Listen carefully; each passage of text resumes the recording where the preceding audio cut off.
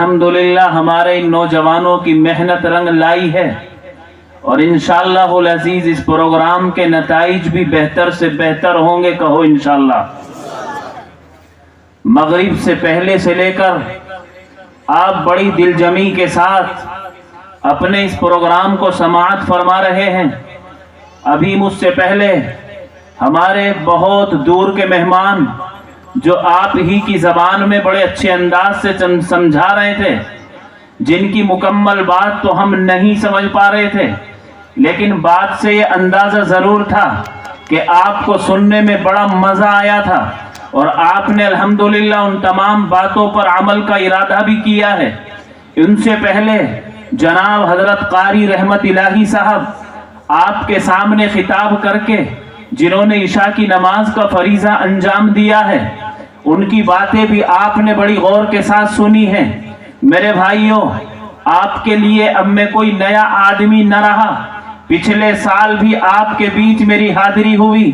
اللہ کا فضل اور احسان کہ آپ کے اس جلسے کی کمیٹی کی دعوت پر اور آپ کی اس کمیٹی کے حکم پر اس کمسن نے آنے کی کوشش کی، اور اللہ نے قبول کیا اور آمد ہو گئی۔ آپ کے بیچ دوبارہ سے بیٹھ کر باتیں کرنے کا اللہ نے موقع دیا ہے۔ پروردگار سے دعا کرتا ہوں کہ بہت مختصر سے وقت میں کچھ اہم بات میری زبان سے اللہ پاک کہلوا دے، اور ہم تمام کو ان تمام باتوں پر عمل کی توفیق نصیب فرما دے۔ میرے عزیز نوجوانوں اور بزرگوں، آپ جس خوشی کے ساتھ یہاں بیٹھے ہیں، اس خوشی کو بانٹنے کے لیے آج سے تقریباً 1500 سال پہلے حضور اکرم صلی اللہ علیہ وسلم اس دنیا کے اندر تشریف لائے ہیں۔ آپ کی آمد سے پہلے اس دنیا کے اندر جو کوہرام مچا ہوا تھا، درندگی انسانوں کے اندر آ چکی تھی، یہاں تک کہ انسان جس گھر کے اندر بچی پیدا ہوتی، سگا باپ اپنی بچی کو اپنے کاندھے کے اوپر اٹھا کر جنگل میں گڈھا کھود کر دبانے پر مجبور ہو چکا تھا۔ یہ دنیا اتنی تاریک اور اندھیرے سے بھر چکی تھی کہ انسانوں کے اندر وحشت اور دہشت درندوں کی طرح پھیل چکی تھی۔ میں آپ حضرات کے سامنے کوئی زیادہ لمبی چوڑی تقریر کرنے نہیں آیا، بہت مختصر سے الفاظ میں بہت موٹی موٹی سی باتیں آپ حضرات کے بیچ کرنے کا ارادہ کر رہا ہوں۔ مدارس کے کچھ طلبہ بھی یہاں موجود ہیں، ہمارے بزرگ اور ہماری اسلامی خواتین مائیں اور بہنیں یہاں سر جوڑ کر بیٹھی ہیں۔ اللہ تبارک و تعالی ان تمام کے بیٹھنے کو بے حد قبول فرما لے۔ میرے بھائیوں، اللہ تبارک و تعالیٰ نے اس دنیا کے اندر 18,000 تقریباً مخلوقات کو پیدا کیا ہے۔ ان میں سب سے افضل مخلوق وہ میں اور آپ حضرت انسان ہیں، کہ جس کو اللہ تبارک و تعالیٰ نے اپنا نائب اور خلیفہ بنا کر اس زمین پر اتارا ہے، اور میرے اور آپ کے لیے ایک مذہب کو پسند کر کے منتخب کر کے مجھے اور آپ کو دیا۔ سیدنا آدم علیہ السلام اس دنیا کے وہ پہلے انسان ہے کہ جن سے پہلے کوئی انسان نہیں تھا۔ آپ ہی سب سے پہلے انسان ہیں، ساری انسانیت کے ابا ہے، اور سب سے پہلے نبی بھی ہیں، کیونکہ جب اللہ نے انسانوں کو دنیا میں بھیجا تو ان کو راستہ بتانے کے لیے بھی تو کوئی نہ کوئی ہونا چاہیے تھا۔ 1.25 انبیاء علیہم الصلاۃ والتسلیمات کا سلسلہ اللہ تبارک و تعالیٰ نے مجھے اور آپ کو سمجھانے کے لیے بھیجا ہے۔ حضرات انبیاء وقتاً فوقتاً آتے رہے، اپنی قوم کو سمجھاتے رہے، حق کا راستہ بتاتے رہے، اللہ کی رضا اور غیر رضا کا راستہ سامنے کھولتے رہے۔ لوگ ان کی بات پر لبیک کہہ کر کامیاب ہوتے رہے۔ جن لوگوں نے حضرات انبیاء کی بات پر لبیک نہیں کہا وہ ناکام اور نامراد رہے۔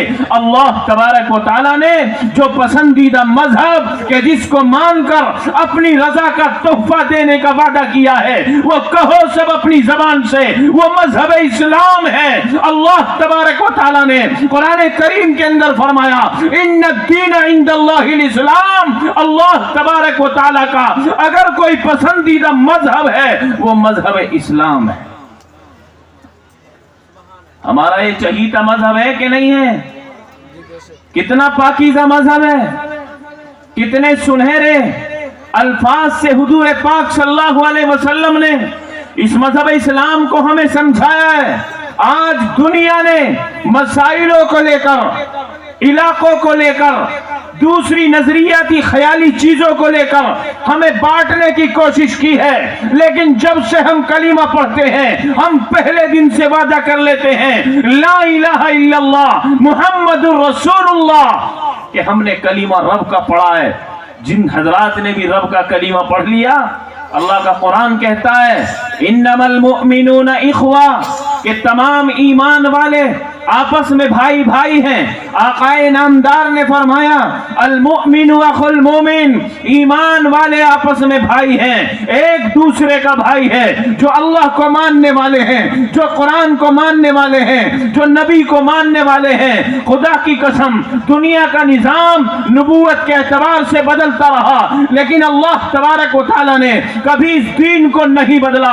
आदम अलैहिस्सलातु वस्सलाम आए, अपने वक्त में उन्होंने कलीमा रखा ला इलाहा इल्लल्लाह, आदम सफीउल्लाह, हजरत इब्राहीम आते हैं ला इलाहा इल्लल्लाह, इब्राहीम खलीलुल्लाह, हजरत मूसा के वक्त में कलीमा पढ़ा जाता है ला इलाहा इल्लल्लाह, मूसा कलीमुल्लाह, हजरत ईसा के वक्त में कलीमा पढ़ा गया ला इलाहा इल्लल्लाह, ईसा रूहुल्लाह, हजरत इस्माइल के वक्त में कलीमा पढ़ा गया ला इलाहा इल्लल्लाह, इस्माइल ज़बीहुल्लाह। नबियों के अदलने बदलने से अलकाब तो बदलते रहे, लेकिन अल्लाह तबारक व तआला का ये पाकीज़ा कलीमा आदम के वक्त से नहीं बल्कि हमेशा हमेशा अपनी असलियत पर था। और कहो इंशाअल्लाह हम इसी कलीमे को पढ़ने वाले हैं और इसी कलीमे पर जान निछावर करने की हिम्मत रखते हैं।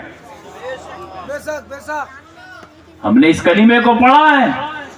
आज लोगों ने हमें बांटने का काम किया है और हमें आपस में इल्झाने की कोशिश की है। मैं आपसे कहने आया हूं अल्लाह तबारक व तआला ने मजहब इस्लाम पसंद किया है। जितने भी मजहब इस्लाम को मानने वाले हैं कहो सब हम आपस में भाई हैं, कहो इंशाअल्लाह।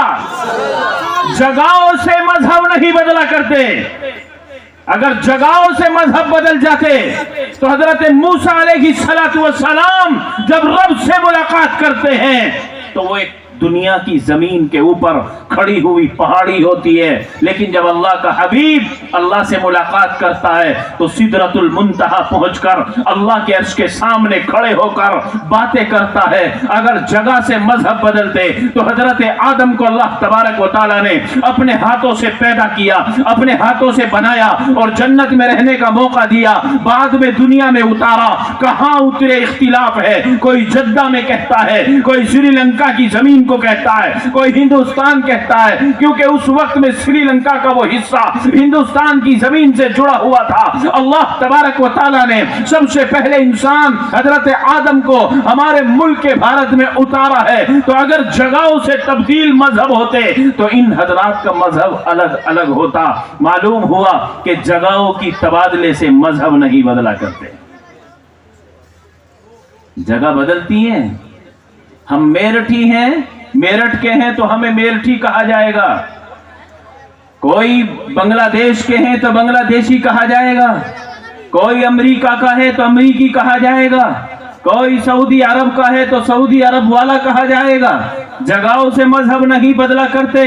मेरे ईमान वाले भाइयों, मेरे तमाम कलीमा शरीक भाइयों, सबसे पहले तो ये समझ लेना चाहिए कि हमारे सबके बड़े हजरत आदम अलैहिस्सलातु वस्सलाम हैं, हम सब की अम्मा हजरत हव्वा अलैहिस्सलाम हैं। इन दो हजरात की तमाम दुनिया औलाद हैं। अब ये आकर के जो तबादले हुए हैं और जो फर्क हमारे और आपके बीच फैले हैं, ये मेरे और आप ही के करतूत हैं। अल्लाह तबारक व तआला को तो कल भी मजहब इस्लाम पसंद था, आज भी मजहब इस्लाम पसंद है और कयामत तक के लिए अल्लाह ने वही मजहब पसंद किया है। उसी पर चलने वाला कामयाब होगा। जो मजहब इस्लाम से मुनकिर होगा, जो मजहब इस्लाम का इनकार करेगा, अल्लाह उसको नाकाम और नामुराद कर देगा। आज मेरे भाइयों, हुजूर पाक सल्लल्लाहु अलैहि वसल्लम ने जो प्यार मोहब्बत मुझे और आपको दिया है वो हमारे दरमियान से तकरीबन जुदा होता जा रहा है। حضور اکرم صلی اللہ علیہ وسلم کے اخلاق حسنہ جو مجھے اور آپ کو پڑھائے اور سکھائے گئے تھے، ہمارے وہ اخلاق آج نہیں ہے، غیر تو غیر ہے، ہم نے اپنوں کو بھی سینے سے لگانا چھوڑ دیا ہے۔ حالانکہ سرور کونین صلی اللہ علیہ وسلم کے یہاں ایک غیر ایمان والا مہمان ہوتا ہے، ابھی وہ کلمہ پڑھنے والا نہیں ہے، آپ کے یہاں مہمان ہوا، آپ نے اپنے دسترخوان پر بٹھایا اور آپ کے دسترخوان پر بیٹھ کر اس نے کھانا کھایا، رات کے قیام کا انتظام بھی سرور کونین کے یہاں ہوا، آپ کا بستر اس مہمان کا بستر ہوا۔ آزمائش سمجھ لیجئے یا اللہ کی طرف سے کچھ نظام دیکھیے کہ اس مہمان نے غلط نیتی کے ساتھ سرکار دو جہاں صلی اللہ علیہ وسلم کا بستر پاخانے میں گندا کر دیا۔ صبح کو وہ مہمان رخصت ہو کر چلا گیا۔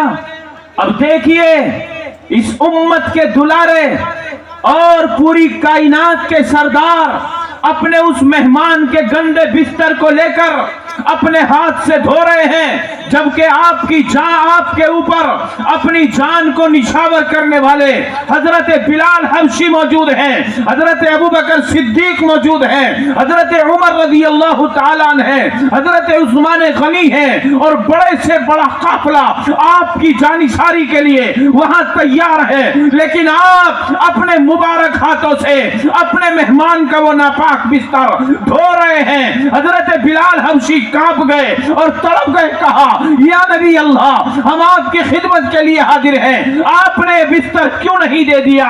ابھی یہ بات ہو ہی رہی تھی کہ وہ جانے والا مہمان کسی سامان کو لینے کے لیے، اس کا کوئی سامان وہاں چھوٹا، اس کو لینے کے لیے واپس آیا تو آ کر کے دیکھتا ہے جس بستر کو میں نے گندا کیا، جس بستر کو میں نے ناپاک کر دیا، یہ مسلمانوں کا نبی، یہ مسلمانوں کا سردار، یہ امیر المؤمنین، یہ مکہ مدینہ کا سردار اپنے ہاتھوں سے اس بستر کو دھوتا ہے۔ اس کے دل کی کایا پلٹ گئی کہ جس دین و مذہب کا چلانے والا اور ماننے والا اتنا خوش اخلاق ہو، اس کا دین کیسے انکار کے لائق ہو سکتا ہے؟ فوراً خدمت میں حاضر ہو کر کہنے لگا اشہد ان لا الہ الا اللہ و اشہد ان محمدن عبدہ و رسولہ۔ یہ ہے محمد رسول اللہ کی تعلیمات۔ ابھی اس نے کلمہ نہیں پڑھا تھا، ابھی وہ قرآن کا ماننے والا نہیں ہوا۔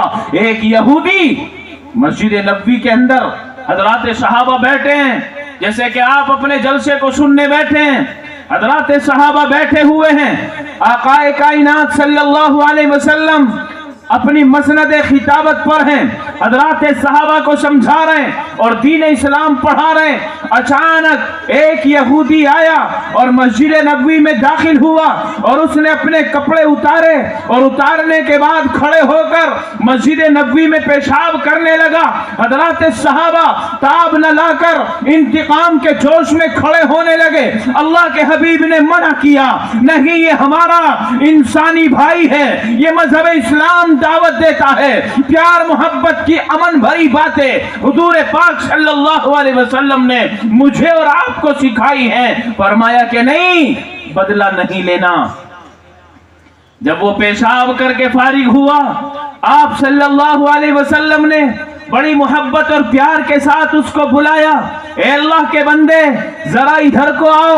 اب وہ ذرا اپنے وہاں سے چلا اور آپ کے سامنے جیسے ہی آ کر کھڑا ہوا، اللہ کے حبیب نے فرمایا اے اللہ کے بندے، یہ پیشاب کرنے کی جگہ نہیں ہے، یہ اللہ کی عبادت کرنے کا گھر ہے۔ جیسے ہی زبان سے الفاظ نکلے ایسا اثر ہوا، ایسا پر اثر اس کے دل پر ان باتوں کا اثر پڑا کہ فوراً کانپ گیا اور کہا کہ جس دین کا امام ایسا ہو، جس دین کو چلانے والا جو مسلمانوں کا سردار ایسا خوش اخلاق ہو، وہ دین جھوٹا نہیں ہو سکتا، وہ قابل تعریف دین ہے۔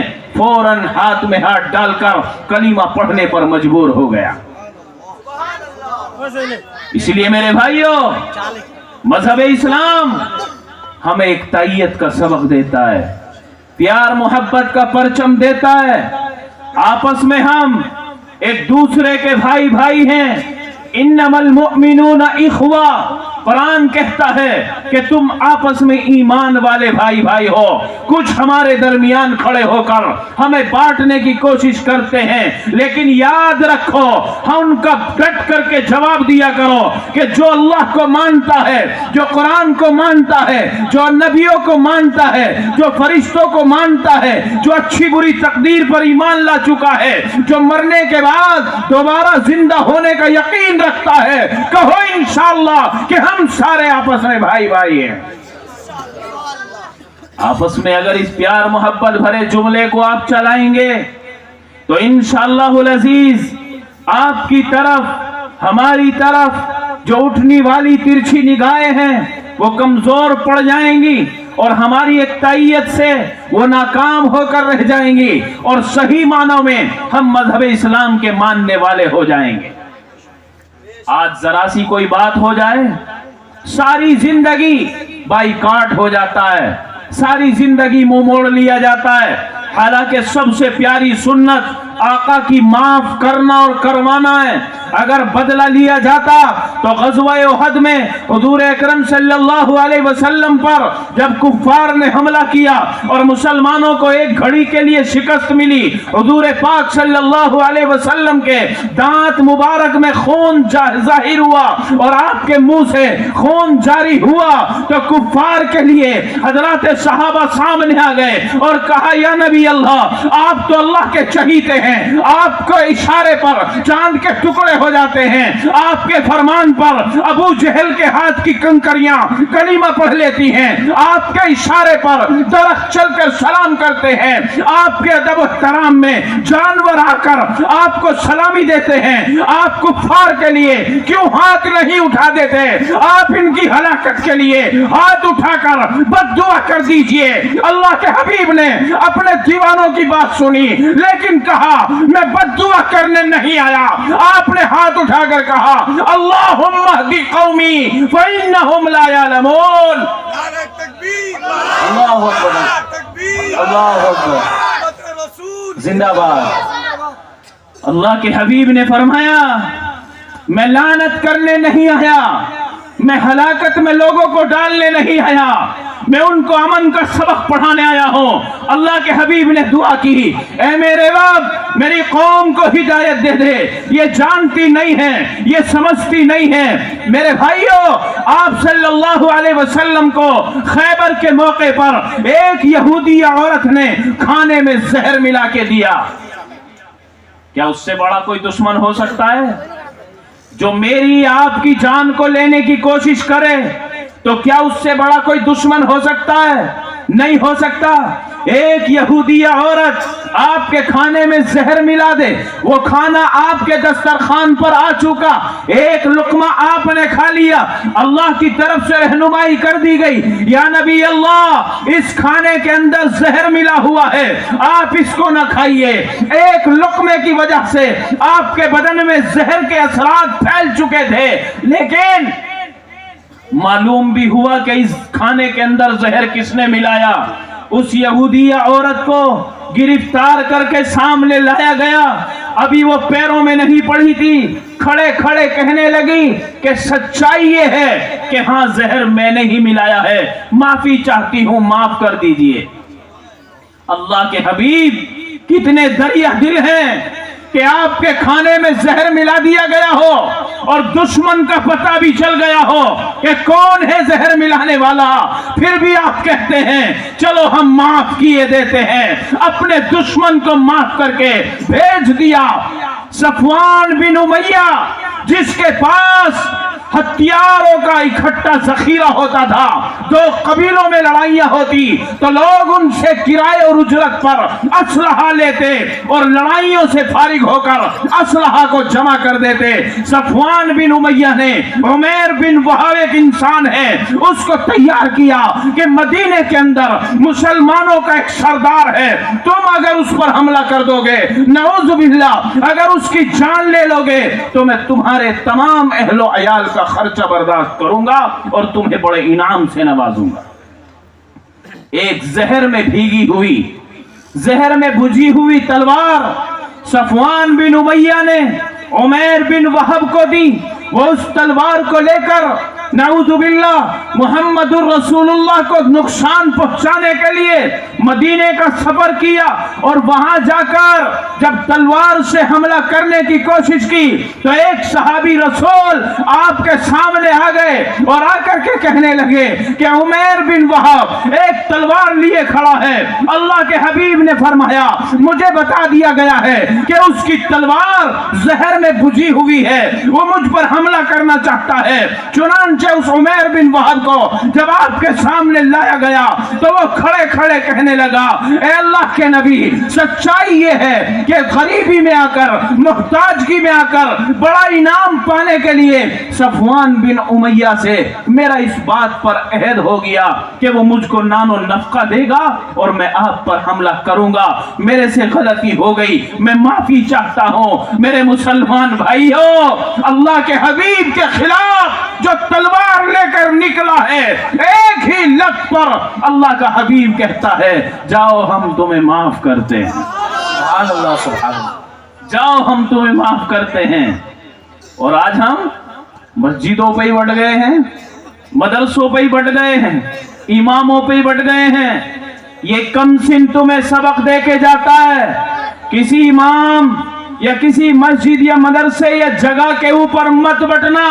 मजहब इस्लाम है जो रब का पसंदीदा मजहब है। और मैं खोल कर कह देना चाहता हूं क्योंकि यहाँ बहुत सारे मेरे वो भाई भी मौजूद हैं कि जिनको कुरान की रोशनी में मैं अपना भाई कहने आया हूं, जो बरेली की जमीन से ताल्लुक रखते हैं, वो मेरे भाई हैं। कहो हाथ उठा के, वो हम सबके भाई हैं इंशाअल्लाह। इंशाअल्लाह मजबूती के साथ नहीं कह रहे हैं, दोनों हाथ उठा के कहें इंशाअल्लाह। इंशाअल्लाह। जगह मजहब का नाम नहीं है। कोई देवबंदी है, देवबंद मजहब थोड़ा ही है। किसी का मजहब देवबंद है नहीं, किसी का मजहब अजमेर है, किसी का मजहब कलियर है, किसी का मजहब बरेली है, किसी का मजहब आजमगढ़ है, किसी का मजहब लखनऊ है, किसी का मजहब सऊदी अरब है, किसी का मजहब काबतुल्लाह है, किसी का मजहब मस्जिद नबवी है। अगर है तो कुछ मिलने वाला नहीं है। उलाइका ला खलाक लहुम फिल आखिरह, आखिरत में कोई हिस्सा नहीं है। अगर मजहब किसी ने अल्लाह का पसंदीदा मजहब इस्लाम अपनाया है, जिसको अल्लाह ने कुरान में कहा इन्ना दीना इंदल्लाहिल इस्लाम, अल्लाह के नजदीक पसंदीदा मजहब इस्लाम है। जुड़ जाइए मजहब इस्लाम से, बेड़ा पार हो जाएगा इंशाअल्लाह। सुभान अल्लाह, सुभान अल्लाह, अल्लाह जिंदाबाद। कामयाबी किस में रखी है अल्लाह ने? मजहब इस्लाम के मानने वालों में। मजहब इस्लाम के अंदर कामयाबी है। अल्लाह मुझे इसी पर जिंदा रखे और हम सबको जब तक रगों में खून है इसी की कुर्बानी के लिए अपनी जान माल को पेश करने का जज्बा अल्लाह हम सबको नसीब फरमा दे। आमीन। इससे बढ़कर हमारे लिए कुछ नहीं है। मेरे भाइयों, हम आपस में वो अखलाक अपनाएं जो सरवर कौनैन सल्लल्लाहु अलैहि वसल्लम ने अपनाए हैं। ऐसी मोहब्बत करें कि जिस मोहब्बत पर अल्लाह की तरफ से बदला मिलने वाला हो। ऐसे मुकद्दमे खड़े ना करें कि मेरे हबीब को जन्नत में जाने में देर लगे। एक हाजी हज करने के लिए निकले हैं, अल्लाह वाले हैं, 5 वक्ता नमाजी हैं, हाथ में उनके थैला है, सामान का थैला है। वो हरम शरीफ की तरफ जा रहे हैं। एक चोर उचक्का आया और आने के बाद छलांग लगाकर उस बुजुर्ग के हाथ से वो सामान का थैला छीनकर भागने लगा। याद रखो, जिसके साथ अल्लाह होता है उसका कोई कुछ नहीं बिगाड़ सकता। अल्लाह जिसको गिराना चाहे उसको कोई नहीं उठा सकता, और जिसको अल्लाह उठाना चाहे उसको कोई नहीं गिरा सकता। वतुइज्जु मन तशा, وتذل من تشاء. اللہ جس کو عزت دیتا ہے مل کے رہتی ہے، جس کو ذلیل کرنا چاہتا ہے ذلیل ہو کے رہتا ہے. ابو جہل پہاڑی پر کھڑے ہو کر کروڑوں کے مجمع کو کھڑا کر کے کہتا ہے محمد بن عبداللہ جھوٹا ہے، نعوذ باللہ، محمد بن عبداللہ جادوگر ہے، جو اس کی بات سنتا ہے وہ اپنے پرانے دین کو چھوڑ دیتا ہے. اللہ کو عزت محمد ہی کو دینی تھی، دی کیا نہ دی. آج کوئی اپنے بچے کا نام ابو جہل رکھے گا، قیامت آ جائے گی کوئی اس نام کو پسند نہیں کرے گا. اور نام چاہے میرے اور آپ کے کچھ بھی ہیں، پسند کرتے ہیں، یا تو شروع میں محمد لگے یا آخر میں احمد لگے. اللہ تعالیٰ نے آپ کے مقام کو بڑھایا، وعدہ فرمایا تھا وَرَفَعْنَا لَكَ ذِكْرَكَ، ہم نے آپ کے مرتبے کو بلند کر دیا. ہم نے آپ کے مرتبے کو بلند کر دیا. یہی صفوان بن امیہ عمیر بن وہب کو بھیجتا ہے، پتہ بھی چل جاتا ہے کہ دشمن بن کے آیا ہے، نبی نے معاف کر دیا. یہی صفوان بن امیہ جب مکے کو اللہ کے نبی فتح کرنے کے لیے آئے تو بھاگنے لگا کہ آج جان نہیں بچے گی، میں کھلم کھلا دشمن ہوں. لیکن اسی عمیر بن وہب نے جا کر صفوان بن امیہ سے کہا کہ وہ بڑا دریا دل ہے، وہ بڑا نرم دل ہے، وہ بدلہ لینا نہیں چاہتا، وہ مقابلہ کرنا نہیں چاہتا، وہ بڑا خوش اخلاق ہے. تو پھر کرنا کیا ہے کہ جا کر معافی مانگ لو، اللہ کے حبیب معاف کر دیں گے. سبحان اللہ. کیا کہا؟ معافی مانگ لو معاف کر دیں گے. آج تو ذرا سی بات پر زندگی ختم ہو جاتی ہے، بول چال نہیں ہوتی. آقا نے فرمایا کہ اگر 3 دن برابر کسی بات پر بول چال بند رہی اور اللہ نہ کرے اسی حالت میں انتقال ہو گیا تو اللہ کل کو پوچھے گا، سوال و جواب ہوں گے کہ کیوں بول چال بند ہوئی. مقدمہ اللہ کی عدالت میں جائے گا. اللہ جیسا چاہے گا پھر ویسا ہی ہوگا. تو صفوان بن امیہ نے کہا کہ عمیر کیا میں معاف ہو سکتا ہوں؟ حضرت عمیر بن وہب نے کہا کہ ہاں کیوں نہیں معاف ہو سکتے. تو کوئی نشانی لائیے. اب یہ عمیر بن وہب اللہ کے نبی کی خدمت میں آتا ہے اور آ کر کے کہتا ہے یا نبی اللہ، جس آپ کے دشمن نے مجھے آپ کو قتل کرنے کے لیے بھیجا تھا، اگر وہ معافی مانگنا چاہے تو کیا وہ معاف ہو سکتا ہے؟ اللہ کے حبیب نے ذرا سا بھی نہیں سوچا کہ اس نے تیزاب یا زہر میں بھگو کر تلوار میری گردن کے لیے بھیجی تھی، ذرا سا بھی